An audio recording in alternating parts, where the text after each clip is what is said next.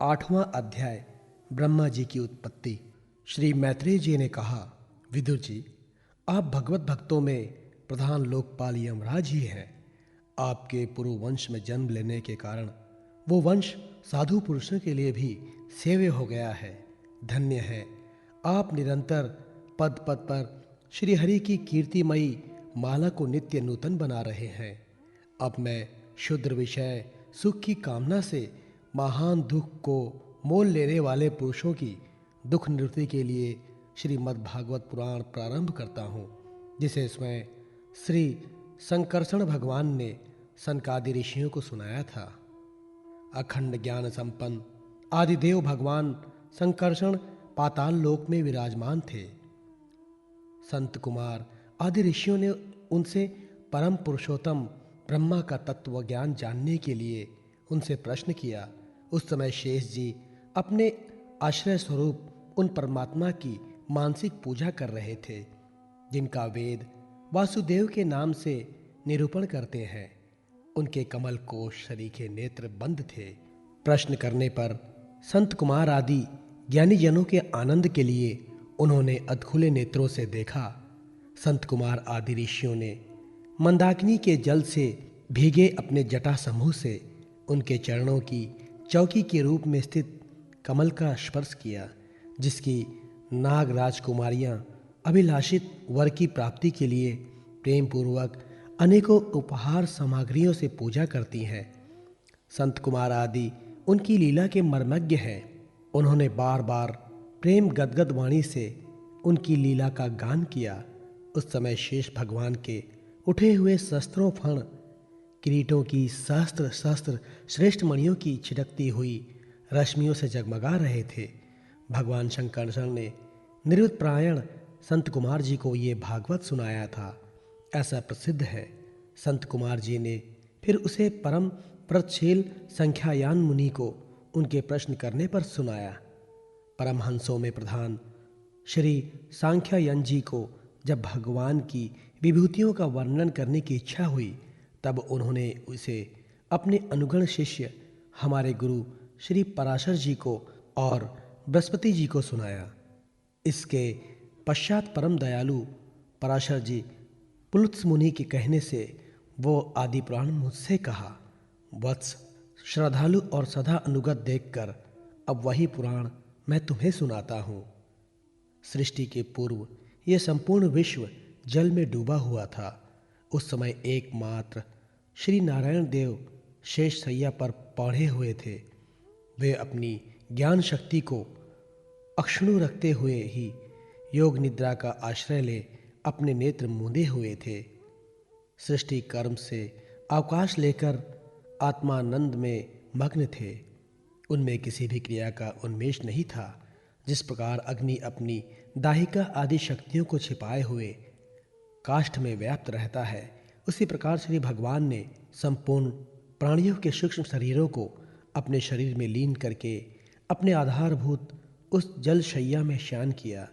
उन्हें सृष्टि काल आने पर पुनः जगाने के लिए केवल काल शक्ति को जागृत रखा।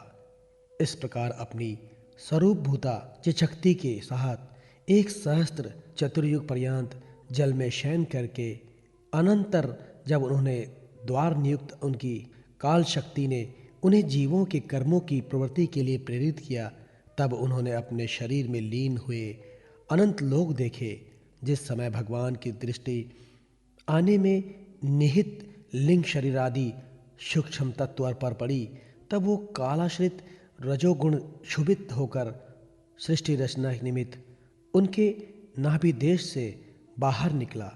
कर्म शक्ति को जागृत करने वाले काल के द्वारा विष्णु भगवान की नाभि से प्रकट हुए वो सूक्ष्म तत्व कमल कोश के रूप में सहसा ऊपर उठा और उसके सूर्य के समान अपने तेज से उस अपार जल राशि को दिदप्यमान कर दिया।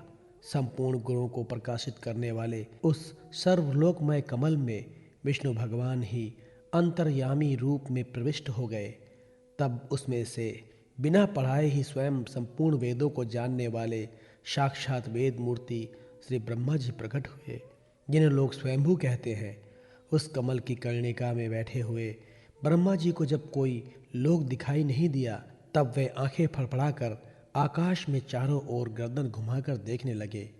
इससे उनके चारों दिशाओं में चार मुख हो गए।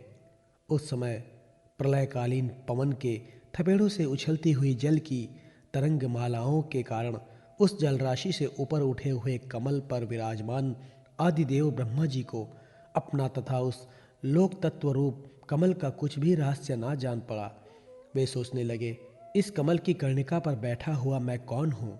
ये कमल भी बिना किसी अन्य आधार के जल में कहाँ से उत्पन्न हो गया?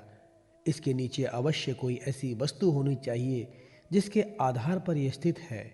ऐसा सोचकर वे उस कमल की नाल के सूक्ष्म छिद्रों में होकर उस जल में घुसे, किंतु उस नाल के आधार को खोजते खोजते नाभि देश के समीप पहुंच जाने पर भी वे उसे पा न सके। विदुर जी उस अपार अंधकार में अपने उत्पत्ति स्थान को खोजते खोजते ब्रह्मा जी को बहुत काल बीत गया। ये काल ही भगवान का चक्र है, जो प्राणियों को भयभीत करता हुआ उनकी आयु को क्षीण करता रहता है। अंत में विफल मनोरथ हो वे वहां से लौट आए और पुनः अपने आधारभूत कमल पर बैठकर धीरे धीरे प्राणवायु को जीत कर चित्त को निसंकल्प किया और समाधि में स्थित हो गए। इस प्रकार पुरुष की पूर्ण आयु के बारे में काल तक अर्थात दिव्य 100 वर्ष तक अच्छी तरह योगाभ्यास करके ब्रह्मा जी को ज्ञान प्राप्त हुआ। तब उन्होंने अपने उस अधिनिष्ठ को, जिसे वे पहले खोजने पर नहीं देख पाए थे, अपने ही अंतःकरण में प्रकाशित होते देखा। उन्होंने देखा कि उस प्रलयकालीन जल में शेष जी के कमल नाल सदृश गौर और विशाल विग्रह की शैया पर पुरुषोत्तम भगवान अकेले ही लेटे हुए हैं। शेष जी के 10,000 फण छत्र के समान फैले हुए हैं। उनके मस्तकों पर किरीट शोभायमान है। उनमें जो मणियां जड़ी हुई हैं, उनकी कांति से चारों ओर का अंधकार दूर हो गया है। वे अपने श्याम शरीर की आभा से मरदकणमणि के पर्वत की शोभा को लज्जित कर रहे हैं। उनकी कमर का पीतपट पर्वत के प्रांत देश में छाए हुए सायंकाल के पीले पीले चमकीले मेघों की आभा को मलिन कर रहा है। सिर पर सुशोभित स्वर्ण मुकुट स्वर्णमय शिखरों का मान मर्दन कर रहा है। उनकी वनमाला पर्वत के रत्न जल प्रपात औषधि और पुष्पों की शोभा को प्रास्त कर रही है तथा उनके भुजदंड वेणुदंड का और चरण वृक्षों का तिरस्कार कर रहे हैं। उनका वो श्री विग्रह अपने परिणाम से लंबाई चौड़ाई में त्रिलोकी का संग्रह किए हुए है। वो अपनी शोभा से विचित्र एवं दिव्य वस्त्राभूषणों की शोभा को सुशोभित करने वाला होने पर भी पीतांबर आदि अपनी वेशभूषा से सुसज्जित है। अपनी अपनी अभिलाषा की पूर्ति के लिए भिन्न भिन्न मार्गों से पूजा करने वाले भक्तजनों को कृपा पूर्वक अपने भक्त वक्षाकल्प तरु चरण कमलों का दर्शन दे रहे हैं। उनके सुंदर अंगुलीदल नक्षचंद्र की चंद्रिका से अलग अलग स्पष्ट चमकते रहते हैं। सुंदर नासिका, अनुग्रहवर्षी भौहें, कानों में झिलमिलाती हुई कुंडलों की शोभा, बिंबा फल के समान लाल लाल अधरों की कांति एवं लोकार्तिहारी मुस्कान से युक्त मुखारविंद के द्वारा वे अपने उपासकों का सम्मान अभिनंदन कर रहे हैं। वत्स उनके नितंब देश में कदम कुसुम की केसर के समान पीत वस्त्र और स्वर्णमयी मेखला सुशोभित है तथा वक्षस्थल में अमूल्य हार और सुनहरी रेखा वाली श्री वत्स चिन्ह की अपूर्व शोभा हो रही है। वे अव्यक्त मूल चंदन वृक्ष के समान है। महामूल्य केयूर और उत्तम उत्तम मणियों से सुशोभित उनके विशाल भुजदंड ही मानो उसकी सहस्त्रों शाखाएं हैं और चंदन के वृक्षों जैसे बड़े बड़े सांप लपेटे रहते हैं, उसी प्रकार उनके कंधों को शेष जी के फणों ने लपेटे रखा है। वे नागराज अनंत के बंधु श्री नारायण ऐसे जान पड़ते हैं मानो कोई जल से घिरे हुए पर्वतराज ही हों। पर्वत पर जैसे अनेकों जीव रहते हैं, उसी प्रकार वे संपूर्ण चराचर के आश्रय हैं। शेष जी के फणों पर जो सहस्त्रों मुकुट हैं, वे ही मानो उस पर्वत के स्वर्ण मंडित शिखर हैं तथा वक्षस्थल में विराजमान कौस्तुभ मणि उसके गर्भ से प्रकट हुआ रत्न है। प्रभु के गले में वेद रूप भंवरों से गुंजयमान अपनी कीर्तिमयी वनमाला विराज रही है। सूर्य, चंद्र, वायु और अग्नि आदि देवताओं की भी आप तक पहुंच नहीं है तथा त्रिभुवन में बेरोक टोक विचरण करने वाले सुदर्शन चक्र आदि आयुध भी प्रभु के आसपास ही घूमते रहते हैं।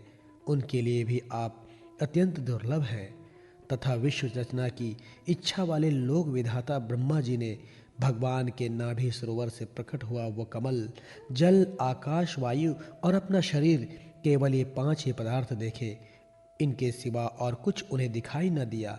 रजोगुण से व्याप्त ब्रह्मा जी प्रजा की रचना करना चाहते थे।